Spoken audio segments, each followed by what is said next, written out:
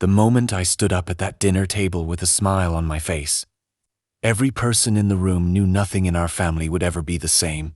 My wife had just announced, in front of both our families, that her father was moving into my house. The house my parents saved 20 years to buy. The house with my maiden name on the deed. She'd given him keys, a bedroom, and $23,000 of our money through a company that didn't exist. She smiled at me like she expected applause. What happened over the next 45 minutes would cost her the marriage. Her father his dream house, and her brother his free ride. My name is Theo Howell. I'm 33. I work as a nurse practitioner, 3 night shifts a week, 12 hours each. So I became the one who handled everything at home too. Bills, groceries, scheduling, all of it. I thought that was strength. My wife, Gretchen, worked as a regional sales manager, charming, the kind of person who could walk into a room of strangers and leave with 3 new friends. We married when I was 28. Then there was the house, 3 bedrooms, a maple tree out front. My parents bought it outright, no mortgage. My dad, Warren, 35 years a plumber, and my mom, June, 22 years at a Kroger register. Disciplined, never rich. 2 weeks before my wedding, my dad slid a manila envelope across the kitchen table. Inside, a deed. Theo Howell, my maiden surname.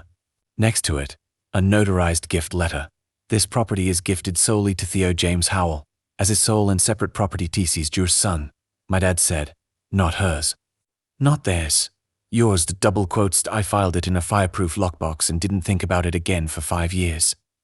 By year 2, I noticed the pattern. Every time her father Vincent called, Gretchen dropped everything. Nu couch dad. Bakashion dates the ones to visit. Vincent started visiting weekends, then staying through them. Dad's coming Friday. Gretchen would say, not ask, tell. In my house, everyone needs an invitation, I told her. Including your father. Vincent was 63, retired dental technician. Carrying a wound he never let anyone forget. His wife had walked out 23 years earlier, taking the house, the car, everything. He wore that story like armor, one Saturday, washing dishes.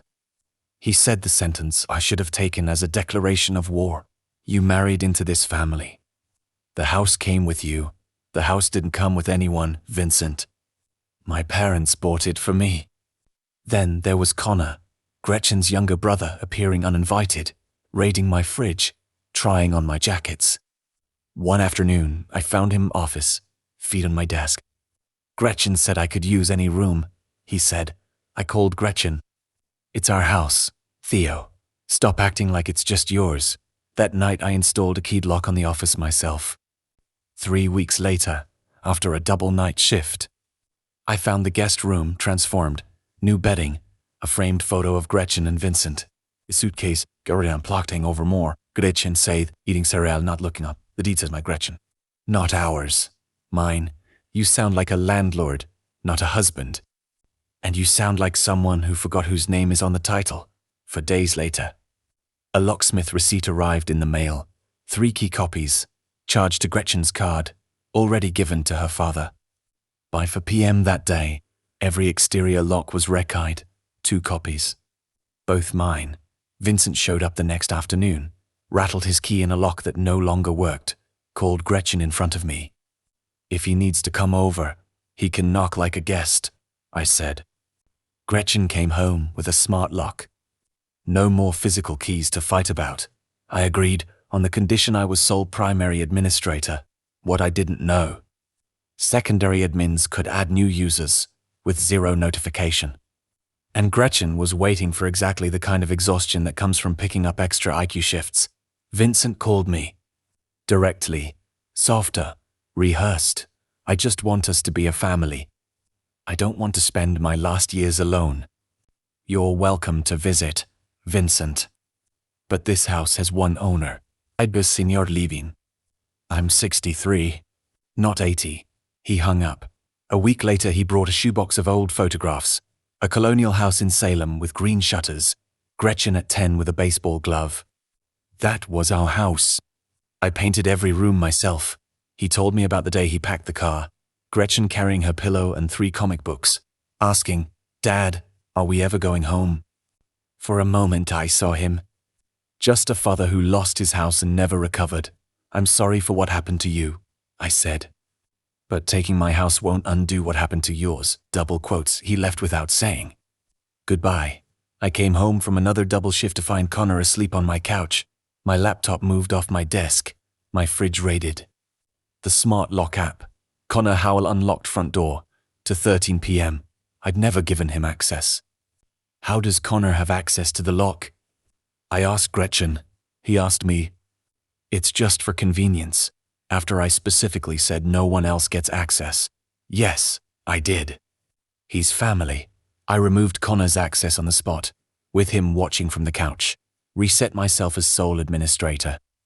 Removed Gretchen's admin rights entirely. She gave me the silent treatment for 3 days. Then stopped contributing to our joint checking account entirely. No transfer, no explanation. I noticed 2 weeks later, when the balance dropped faster than it should have. Where's the money? Gretchen, I've been helping Dad with things. This is over $5,000 missing in 3 months. Her jaw was tight. Her hands went into her pockets, what Gretchen always did when she was lying. The next morning, with Gretchen at work, I went through 8 months of statements. A pattern, recurring charges to Howell Home Solutions, climbing every month. No website. No view. Jarvis Vlo Alerts filing, Regent Gretchen. Howell files earlier, Ewok the house. The roof repaired, no new shingles.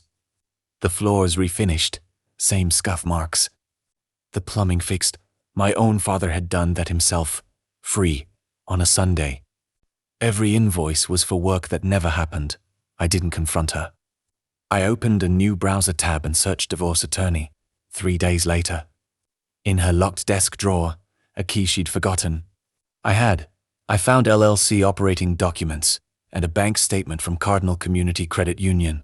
Account holder, Vincent R. Howell. Balance, $19,400. Deposits matching every fabricated invoice exactly. Total, $23,400. I photographed every page, replaced everything exactly as I'd found it, and drove back to work. Ellen Park, my attorney, reviewed everything in 5 minutes. The house is your separate property. She has 0 claim on the LLC dissipation of marital assets. A forensic accountant can trace every dollar, double quotes, Sandra Okuffer's findings. 3 weeks later, were worse than expected. 11 fabricated invoices totaling $23,400, plus a separate LLC credit card with $6,200 in undisclosed debt.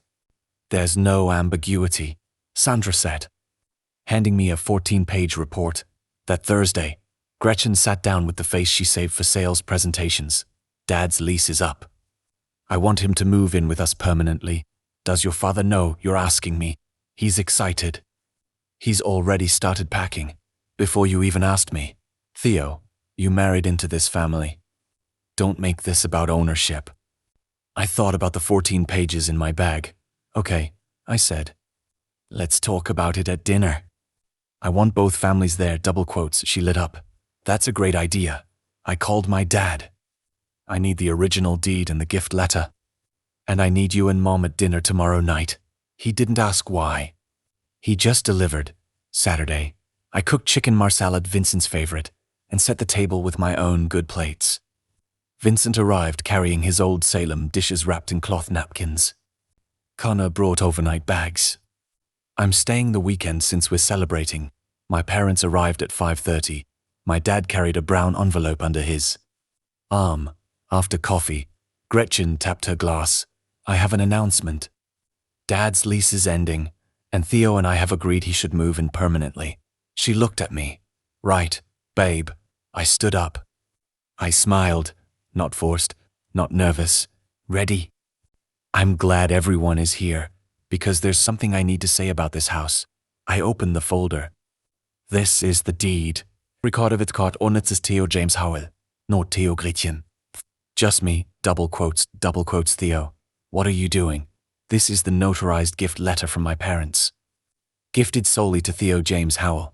as his sole and separate property. Dad, would you confirm? Every word, Warren said. Your mother and I saved for that house for 20 years. We bought it for you. Not anyone else at this table. Vincent's face had gone white. But the house isn't even the worst part. I pulled out Sandra's report. Over 8 months, Gretchen created a company called Howell Home Solutions LLC. No employees, no office, no clients.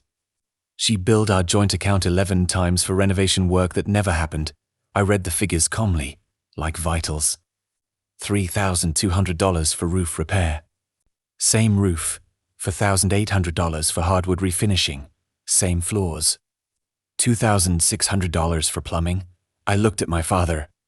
Dad, you fixed that yourself, didn't you? A Sunday afternoon, Warren said. Free of charge. Total, $23,400.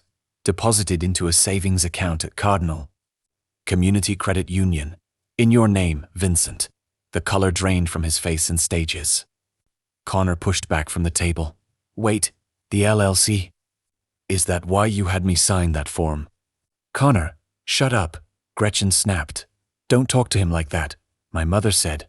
Vincent slammed both hands on the table. Gretchen, tell him he's wrong.